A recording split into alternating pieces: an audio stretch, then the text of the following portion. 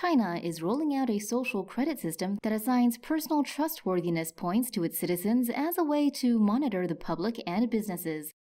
According to Reuters, credit history, contract obligation fulfillment, character traits, behavior, preferences, and interpersonal relationships are all considered when assigning a credit score.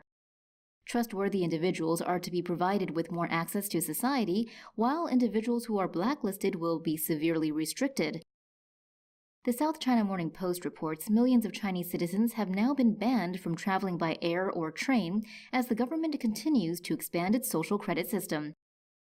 An official blacklist released by China's National Enterprise Credit Information Publicity System has also banned more than 3.59 million Chinese businesses in 2018 from accessing financial markets, issuing corporate bonds, or taking part in land auctions.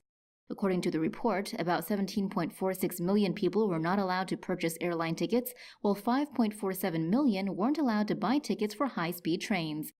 The South China Morning Post cites the report as saying individuals and businesses were punished for behavior such as failing to repay loans, false or misleading advertising, or defrauding customers.